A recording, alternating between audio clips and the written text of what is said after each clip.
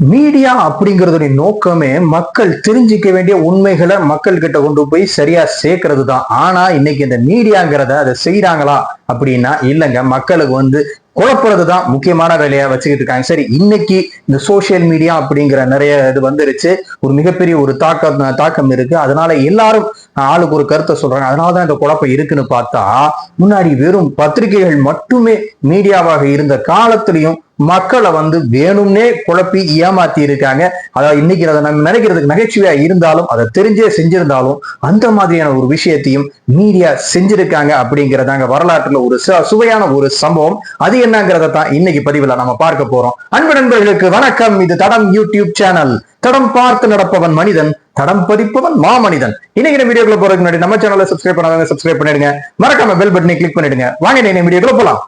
1835 நியூயார்க்ல இருந்து வரக்கூடிய சன் அப்படிங்கிற ஒரு பத்திரிகை ஒரு ஆர்டிக்கல் வெளியிடுறாங்க. என்ன ஆர்டிக்கல் அப்படின்னா, நிலாவுல உயிரினங்கள் இருக்கிறதா சொல்றாங்க. அதாவது உயிரினங்கள் அது ஒண்ணு சாதாரணமான உயிரினங்கள்ல, இங்க இருக்கிறத விட பயங்கரமான உயிரினங்கள் அங்க இருக்கு. அதாவது ஒரு வித்தியாசமான உயிரினங்கள் இருக்கு.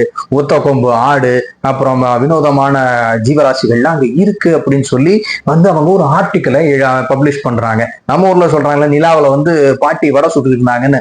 நம்ம குழந்தைங்களுக்கு தான் கதையா சொன்னோம். ஆனா அங்க அவங்க நாட்டு மக்களுக்கே அது ஒரு செய்தியாக, அது ஒரு ஆராய்ச்சி கட்டுரை மாதிரியே எழுதுறாங்க அந்த சன் அப்படிங்கிற ஒரு பத்திரிகை.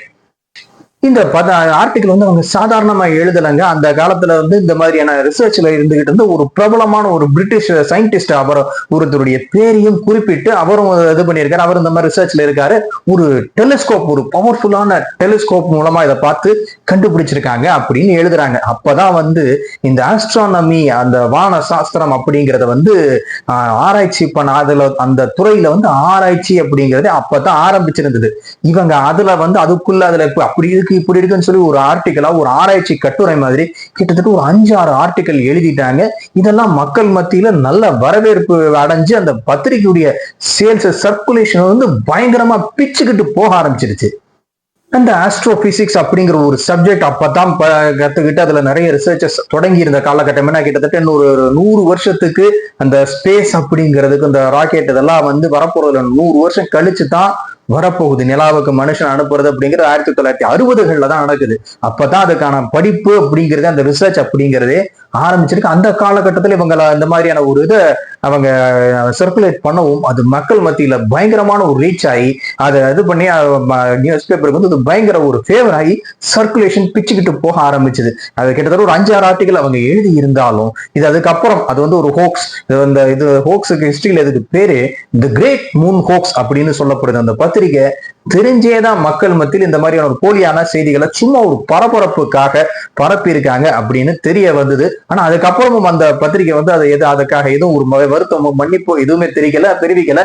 மக்களும் அதை பெருசா எடுத்துக்கல. அது ஒரு என்டர்டெய்னிங்கா எடுத்துக்கிட்டு கடந்து போயிட்டாங்க.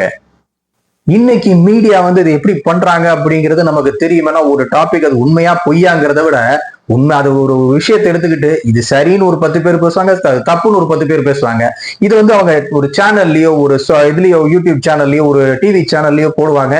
இப்ப இவங்க பேசுறதை கேட்டுட்டு இந்த பக்கம் ஒரு 50 பேர் பேசுவான், அந்த பக்கம் ஒரு 50 பேர் பேசுவாங்க. கடைசி வரைக்கும் அது உண்மையா பொய்யான்னு தெரியாம போயிடும். அதுதான் இன்னைக்கு நிலவரமா இருக்கு. இந்த மீடியாவோட நிலைமை இன்னைக்கு இப்படித்தான் இருக்குன்னா, இந்த வெறும் பத்திரிகைகள் மட்டும் இருந்த காலத்திலே எப்படி இருந்திருக்குன்னு பாத்துக்கோங்க. அப்ப மீடியாங்கிறது மக்களுக்கு உண்மையை கொண்டு போய் சேர்க்கறதுக்காக, மக்களுக்கு தெரிய வேண்டிய செய்திகளை சரியான முறையில கொண்டு போய் சேர்க்கறதுக்காக அப்படிங்கிறத விட, இந்த மீடியாக்கள், இந்த பத்திரிகைகள் எல்லாம் அவங்களுடைய இதுக்காகத்தான் இயங்கிக்கிட்டு இருக்காங்க. அன்னைக்கே தெரிவிக்கப்பட்டிருக்கு. பட் என்னதான் இந்த மாதிரியான சம்பவங்கள் நடந்துகிட்டு இருந்தாலும், உண்மையான பத்திரிகை தர்மம் அப்படிங்கிறத செஞ்சு அதை கடைபிடிச்சு பல நல்ல விஷயங்களை செஞ்ச பல பத்திரிகைகளும் வரலாற்றுல இருக்கு அப்படிங்கிறது தான் உண்மை.